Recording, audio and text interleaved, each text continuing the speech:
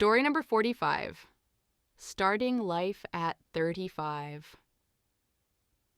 A survivor's story.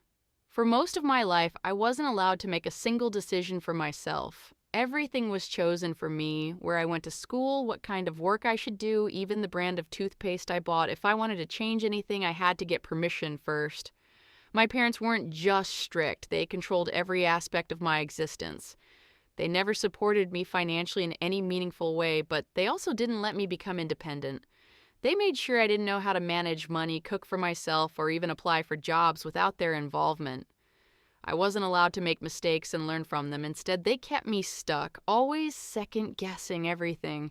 They pushed me into college when I had no desire or interest to go. I was told it was either that or end up homeless. They didn't help me pay for school, not a single dollar, but made sure I took out student loans so they could benefit from tax write-offs.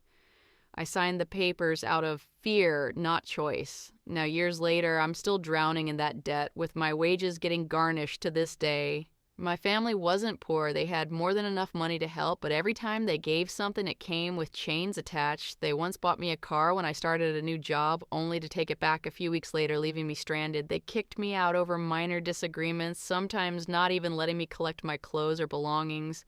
One time, they even took my child's clothes. I had to rely on charity to replace them. It's not just the financial damage. Breaking away from them meant losing almost every connection I had. Most of my extended family turned their backs on me. Friends who had known me for years started to believe the lies they spread. In a small town, that kind of talk travels fast. They made sure to ruin my name, telling anyone who would listen that I was ungrateful, unstable, or worse. Physically and emotionally, I've been rebuilding from scratch. Years of anxiety and fear left me grinding my teeth to the point where most of my molars are damaged.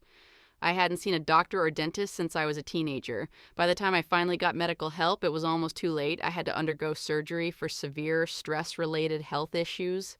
At one point, I had bald patches in my hair and beard from pulling it out during panic episodes. Hiding in the bathroom just to escape their shouting was normal for me. Therapy has been a constant part of my life for the past few years. I've made huge progress, but the road has been anything but easy.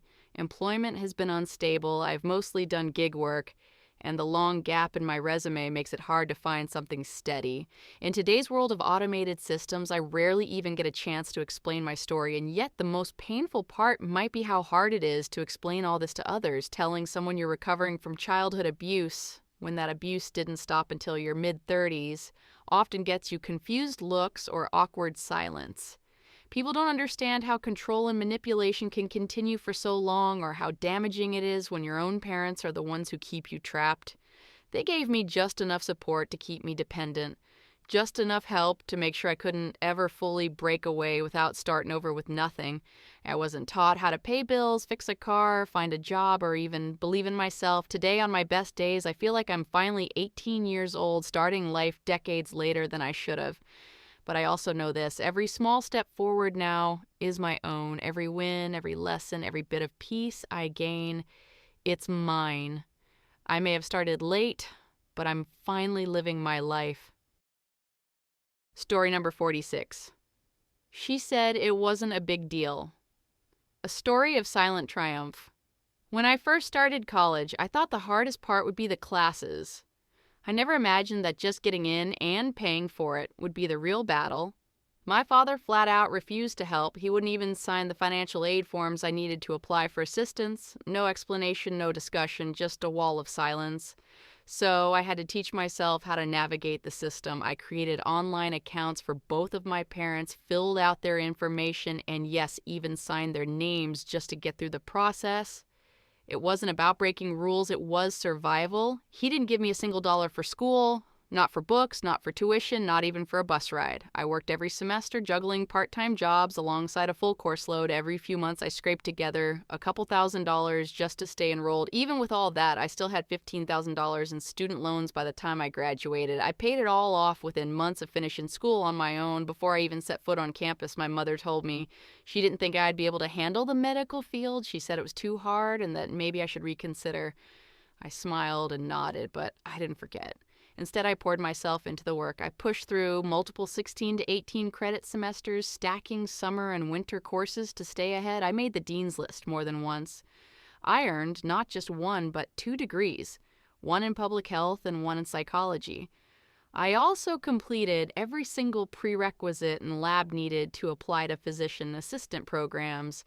I finished college a semester early, but when graduation day came, only my little sister showed up. There was no celebration, no party, no "we're proud of you," just silence. A few days before the ceremony, I asked my mom if we'd do anything to mark the occasion. Her response: "It's not like you're graduating as a doctor. It's not that big of a deal." That sentence hit me harder than any exam ever could. They saw my achievement as ordinary, but I know the truth. I carried myself through school with no support. I did the paperwork. I earned the grades. I paid the bills. I proved their doubts wrong step by step. So, no, there wasn't a party, but I walked across that stage knowing that everything I had accomplished, I did it without applause, without backup, and without shortcuts.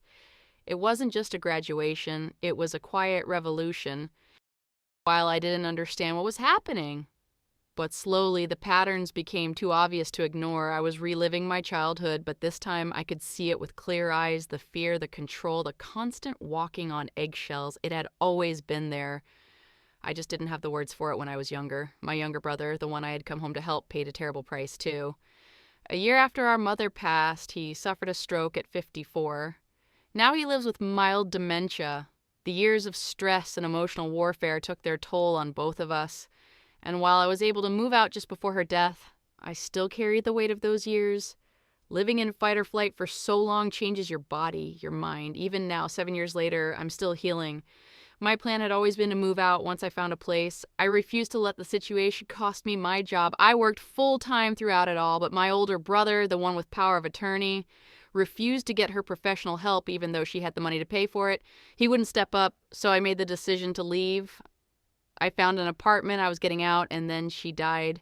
The last thing she said to me, walking slowly back to her bed, was, "I hope you go to hell." No thank you, no goodbye, no love, just that. Not that I expected anything different. None of us did.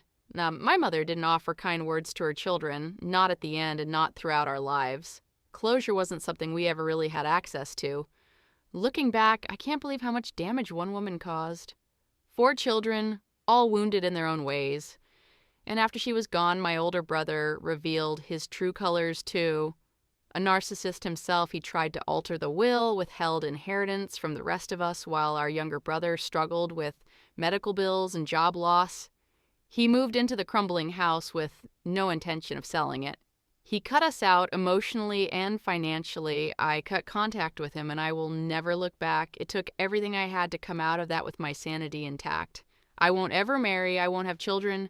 The cycle ends with me. Narcissistic abuse is a quiet, lifelong wound, and I refuse to pass that on to anyone else. But despite everything, I found something that matters more than approval or inheritance or even resolution. I found peace. My younger brother and I held on to our bond no matter how hard she tried to sever it. He knows I came back for him, not for her. And I know I did what I could. The damage was real, the scars are permanent. But now, finally, I'm free. I have my own space, my own time, and my own breath. And that's more than I ever had growing up.